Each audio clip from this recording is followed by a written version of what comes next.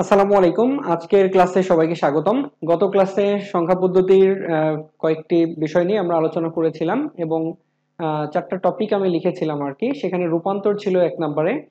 আজকের ক্লাসে আমি রূপান্তর নিয়ে আলোচনা করব এবং তোমাদেরকে বেশ কিছু ম্যাথ আসলে করে দেখাবো। আশা করি যদি এভাবে তোমরা করো তাহলে রূপান্তরের কোনো ম্যাথ তোমাদের কোনো পরীক্ষায় আটকাবে না। আমি লিখছি, সবাই খেয়াল করো। আচ্ছা, আমি এই মুহূর্তে রূপান্তরের চারটা সূত্র লিখবো বা চারটা রুলস লিখবো, যে চারটা রুলস সবার মুখস্থ রাখতে হবে বা মনে রাখতে হবে, তাহলে আমাদের ম্যাথ করতে সব থেকে বেশি সুবিধা হবে। তো প্রথম যে রুলসটা ছিল এনি টু ডেসিমেল বা দশমিক। দুই নম্বর রুলটা হচ্ছে ডেসিমেল টু এনি। তিন নম্বর রুলটা হচ্ছে বাইনারি টু অক্টাল বা হেক্সাডেসিমেল।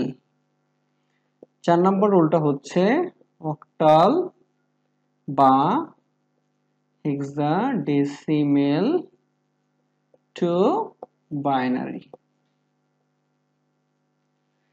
ওকে, আমরা সংখ্যা পদ্ধতির যে পজিশনাল সংখ্যা পদ্ধতির মধ্যে যে চারটা আছে, বাইনারি, অক্টাল, ডেসিমেল এবং হেক্সাডেসিমেল, এই চারটা গত দিন আমরা শিখেছিলাম এবং প্রত্যেকটার বেস বা ভিত্তি আমরা জেনেছিলাম। আচ্ছা, এখানে আমি আবার একটু মনে করাই দিই। বাইনারি বেস হচ্ছে 2 বা 2, অক্টালের বেস হচ্ছে 8 অথবা 8টি মৌলিক চিহ্ন আছে এখানে, এবং ডেসিমেলের বেস হচ্ছে 10 বা 10, এখানে 10টি মৌলিক চিহ্ন আছে অথবা ডিজিট 10টি হবে, এবং হেক্সাডেসিমেল যার বেস হচ্ছে 16 এবং এখানে 16টি মৌলিক চিহ্ন অথবা 16টি অঙ্ক হবে। তো আজকে আমরা প্রথমত এনি টু ডেসিমেল এটা শিখবো। এখন কথা হচ্ছে এনি টু ডেসিমেল জিনিসটা কি, আসলে এটা আমি বুঝি নাই স্যার। এখন এনি টু ডেসিমেল বলতে আমি যেটা বোঝাতে চাচ্ছি, যে কোনো পদ্ধতি থেকে ডেসিমেলে যাওয়া।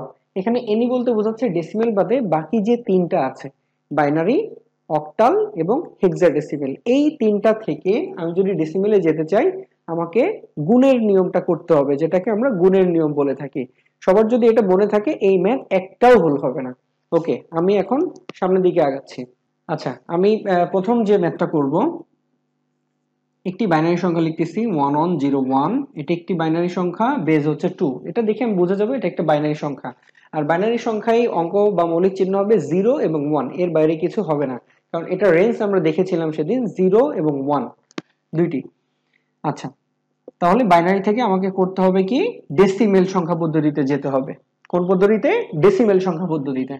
তাহলে আমি 1101 বাইনারি ইকুয়াল, আমাদের যে রুলসটা আছে এই ডান দিকে যেটা আছে 1, আমি একদম ডান থেকে লিখব 1 ইন্টু বেস আছে কত 2, বেস টু দি পাওয়ার 0, 0 থেকে শুরু হবে, যত বাম দিকে যাবে তত 1 করে বা এক এক করে ইনক্রিমেন্ট হবে, প্লাস সেকেন্ডটা কি আছে 0, 0 into base to the power 1, এই যে প্রথমটা ছিল 0 তারপর একটা 1, plus 1 into base to the power 2, plus 1 into base to the power 3।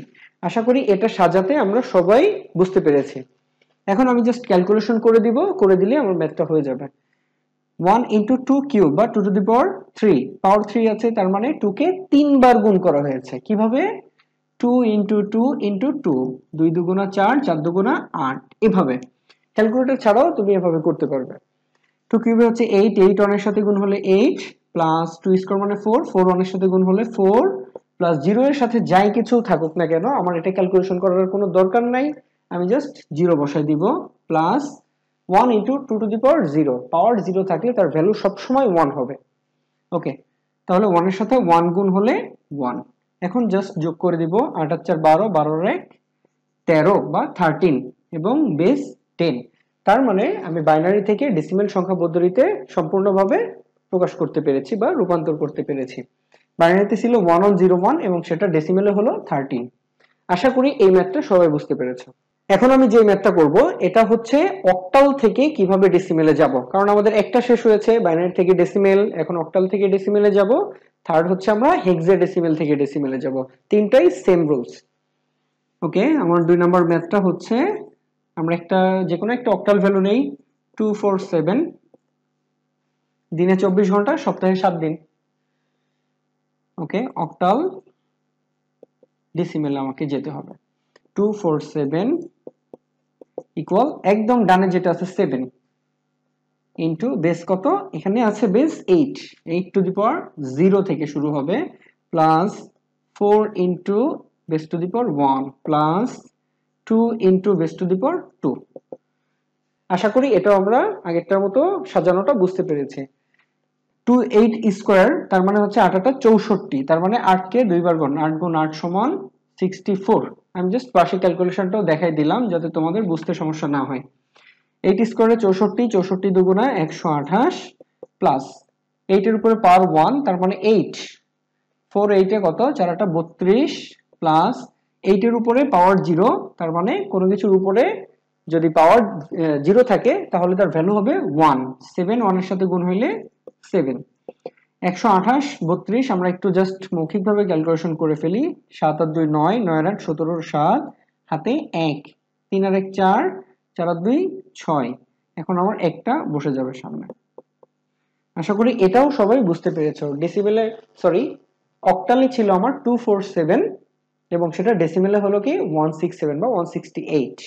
আশা করি এই ম্যাথটিও তোমরা আগেরটার মতো বুঝতে পেরেছো। ওকে, এখন আমি আরেকটি ম্যাথ করব, আমার 3 নম্বর ম্যাথ।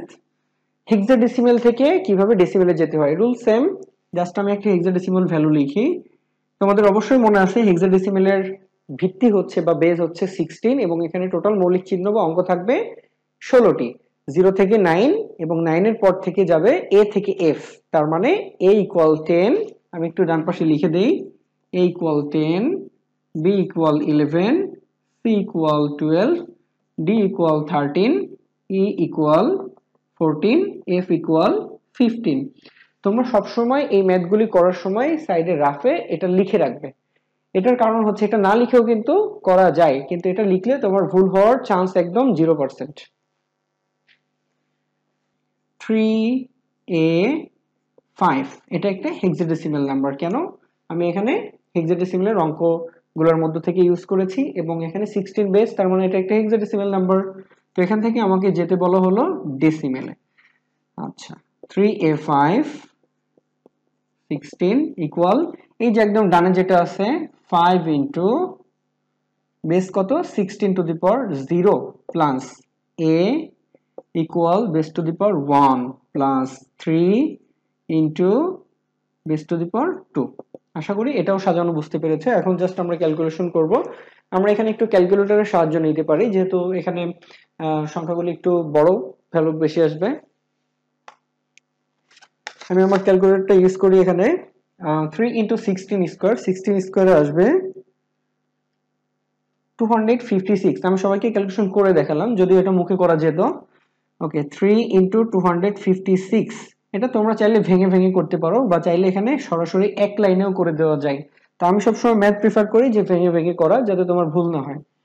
ওকে, প্লাস এর ভ্যালু হচ্ছে কত 10, তাহলে 10 ইন্টু 16 এর উপরে পাওয়ার 1 মানে শুধু 16। ওকে, প্লাস 5 ইন্টু 16 এর উপর পাওয়ার 0 তার মানে শুধু 1, তাহলে 5 ইন্টু 1। ওকে, 3 ইন্টু 256 ইকুয়াল 768 প্লাস 10 ইন্টু 16 মানে 160 প্লাস 5 ইন্টু 1 মানে 5। এখন তিনটা ক্যালকুলেশন করে দিব আমরা। 160 প্লাস 5 933।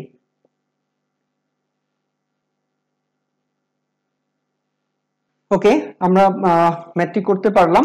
আশা করি সবাই বুঝতে পেরেছো। এই নিয়মে যদি তোমরা রূপান্তরের ম্যাথগুলি করে থাকো, আমার যে প্রথম রুলসটা ছিল এনি টু ডেসিমেল, যে কোনো পদ্ধতি থেকে ডেসিমেলে যাও, তাহলে আমার এই রুলসটা ফলো করলে আমি আশা করি কারোর কোনো ম্যাথ ভুল হবে না এবং সব সময় মনে থাকবে পরীক্ষায় যে কোনো ভাবে আসুক না কেন। আজকের ক্লাসটা আমাদের এই পর্যন্তই ছিল। সবাইকে ধন্যবাদ। আগামী ক্লাসে দেখা হবে। আসসালামু আলাইকুম।